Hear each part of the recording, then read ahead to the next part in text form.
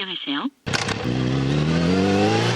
재밌는 옛날 광고 하나 보면서 시작하시죠. 1967년 5월 13일자 경향신문에 실린 제1회 춘계 오토바이 하이킹 대회 광고입니다. 주체는 경향신문사와 기아산업, 집결지는 남산 야외음악당 광장, 9시 정각에 모여서 남양주 광릉까지 가는 거고요.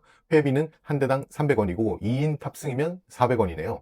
자사 제품을 애용하는 고객에게 감사의 뜻으로 하루를 즐길 터전을 마련한다는 취지, 노래 자랑과 행운상 같은 여흥 프로그램, 중식과 음료수 제공이 명시되어 있습니다. 혼다데이 같은 요즘 브랜드 주최 행사랑 비슷하죠? 여기서 질문을 하나 해보죠. 지금 어느 일간지가 라이딩 행사를 주최하나요? 전국 일간지나 지상파 방송에서 바이크 라이딩 장려하는 모습 본 적 있으신 분 댓글 달아주세요. 9일 뒤 경향신문 기사는 결과를 전하네요. 서울과 광릉을 오가는 왕복 140리길 약 55km에서 행사가 열렸고 섭씨 28도의 무더위 속에서 300여 명의 남녀가 남산 야외음악당을 오전 10시에 출발했다고 합니다. 기사는 참가한 오토바이가 모두 국산이었다는 문장으로 끝납니다. 기아산업은 1961년 10월부터 이륜차를 생산했죠. 1962년부터 67년까지 혼다 슈퍼커브 초기형을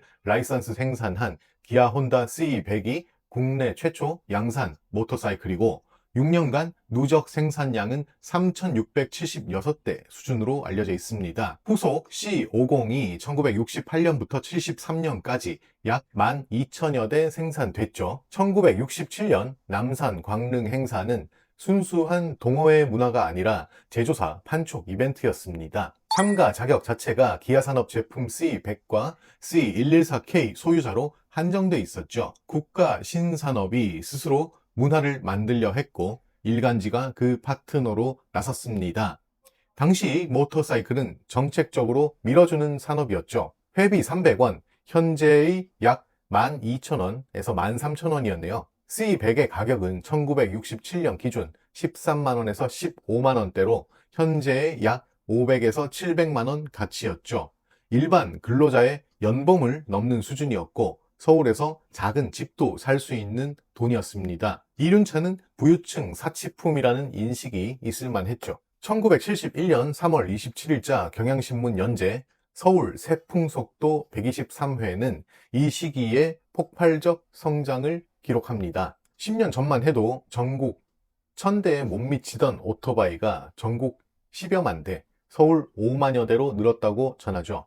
그해 서울의 오토바이 총 대수가 자동차 대수 6만 1천여 대를 넘어설 것이라는 전망이 나올 정도였습니다. 1968년 이후 일반인들이 접근 가능한 가격으로 판매되면서 그해 12,000여 대가 팔렸고 1970년까지 3년간 6만여 대가 풀렸다고 해요. 판매점 수는 1963년 퇴계로 중심 10여 곳에서 1968년 한 해에만 40여 곳이 생기고 1971년 170곳까지 늘었죠. 동시에 이 기사에 부정적 서술이 섞여 있는 점이 눈에 띄네요. 부제에 적힌 탈선한 젊은이 범죄도구 구실을 한다는 점, 퇴계로에서 핸드백을 날치기 하다가 붙잡힌 19세 이모군 사례가 실려있기도 합니다. 오토바이 대여 업체가 아가씨를 함께 빌려주던 세태도 언급되네요. 다만 이 기사는 개인의 일탈을 보도할 뿐 이들을 하나의 이륜차 불량 집단으로 싸잡아 비판하진 않습니다. 그리고 이듬해 문화와 무관한 곳에서 결정이 내려지죠. 1972년 5월 23일 내무부 치안국은 고속도로 사고 중 3륜차와 2륜차 사고 비중이 높다는 근거로 고속도로 통행 금지를 발표했고 그해 6월부터 시행됐습니다. 국회 입법이 아니라 고시로 먼저 질러버린 거죠. 이륜차는 함부로 대해도 괜찮은 것이라는 인식이 시작된 시점입니다. 어처구니 없게도 사고의 이유는 대부분 과속이 아니라 자동차 대비 느린 속도였습니다. 1981년 2월 13일자 동아일보 레저면은 이 시기 인식의 정점을 보여주는 자료입니다. 기사의 골자는 모터사이클이 특수 레저에서 대중 레저로 각광받기 시작했다. 국산 오토바이가 양산되면서 인구가 늘고 모터클럽 활동이 눈에 띄게 활발해졌다. 스트레스 해소에 이만한 레저 스포츠가 없다. 전국 약 25만 대 중 레저용은 약 20%인 5만 대 선이며 모터 레저 클럽은 30여 개다. 기아, 효성, 대림 3개 메이커가 연간 30만 대 생산 능력을 갖췄고 50cc가 33만원, 90cc가 47만원, 125cc가 72만에서 73만원이다 라고 말합니다. 이 기사에서 가장 값진 문장은 모터 레저 클럽 30여 개를 소개하면서 쓴 이 부분이 아닐까요? 일본이나 미국에서 폭주족으로 불리는 유형과는 달리 모터 레저를 즐기려는 순수한 모임들이다. 즉 1981년 시점에서 폭주족은 한국의 현상을 가리키는 말이 아니었습니다. 외국의 사회 현상을 지칭하는 수입 어휘였고 기자는 한국의 클럽이 그것과 다르다는 점을 명시했죠. 오늘날 이같이 짚어주는 메이저 언론이 있나요? 같은 기사에서 여성용 오토바이가 개발되며 여성 라이더가 늘고 그 흐름이 노인층까지 번지고 있다고 전합니다. 남성은 술을 덜 먹고 귀가가 빨라지는 이점이 있어 금주를 위해 오토바이를 탄다는 사람까지 있다고 적었죠. 그리고 얼마 전까지 오토바이 타는 사람에게는 딸도 안 주고 외상술도 사절이라는 말이 농담이 아닌 진담으로 오갔지만 지금은 양상이 많이 달라졌다고 마무리합니다. 편견이 있었으나 거치는 중이라는 진단이죠. 이 진단은 9년 뒤 1990년도에 정확히 뒤집어집니다. 좀 이따 보여드릴게요. 이 기사가 나가고 보름 뒤인 1981년 2월 28일 자동차 공업 합리화 조치가 발표됩니다.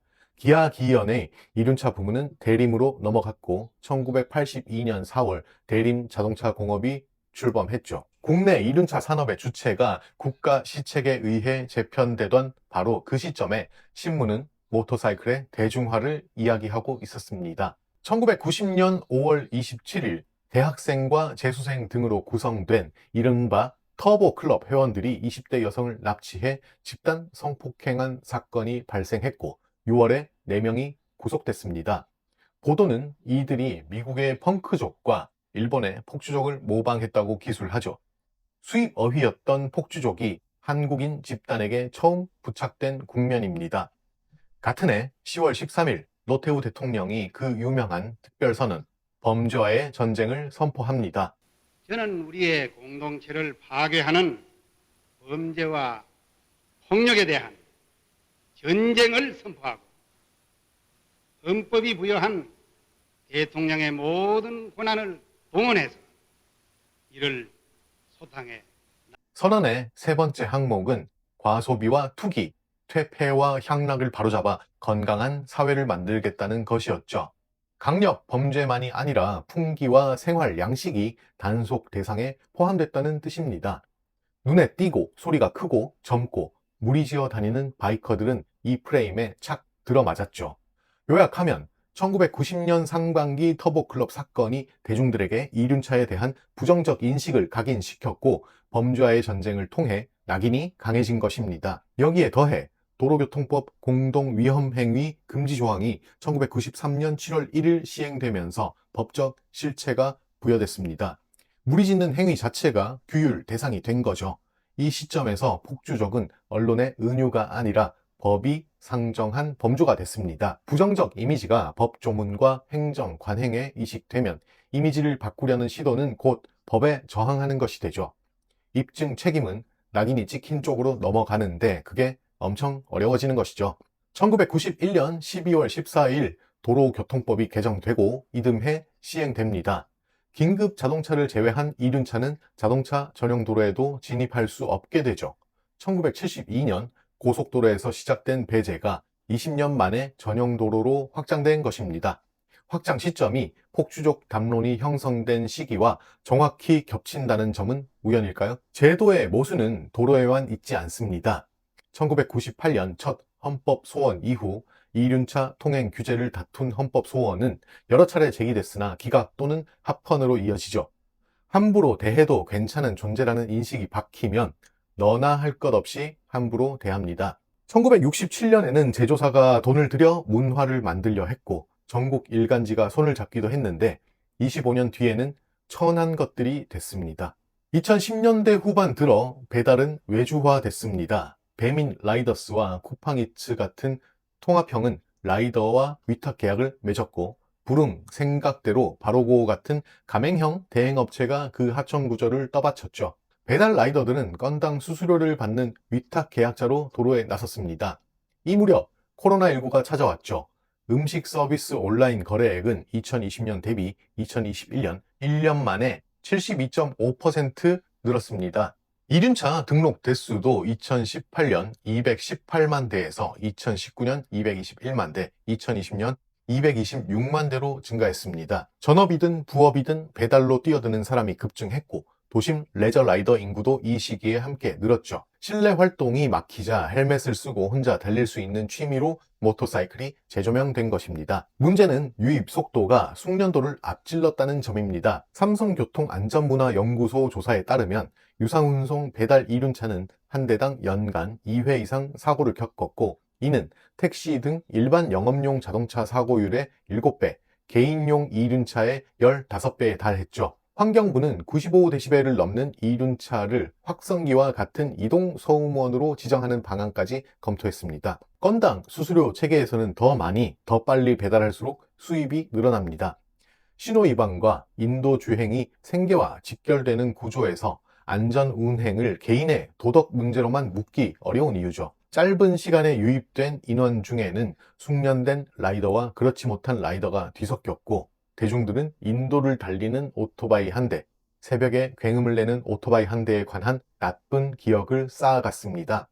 이미 폭주족이라는 프레임이 30년째 준비되어 있던 이륜차에게는 그 편향이 훨씬 빠르게, 훨씬 세게 작동할 수밖에 없었죠.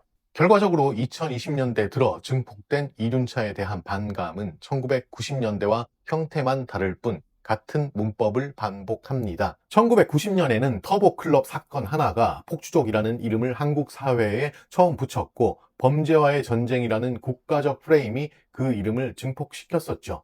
2020년대에는 배달원들의 법규 위반 사례들이 온라인에서 확산되고, 소음과 사고라는 생활 밀착형 불만이 그 이미지를 증폭시켰죠. 주체는 국가에서 대중과 알고리즘으로 바뀌었지만 소수의 나쁜 사례가 전체를 대표하는 이미지로 굳어지는 속도는 똑같이 빨랐습니다.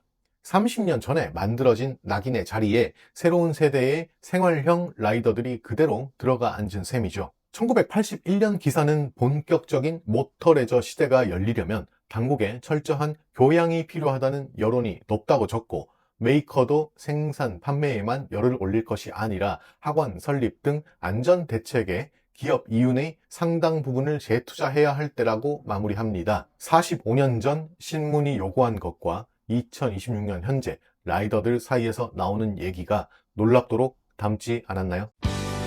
I feel torque. 廃屋満タン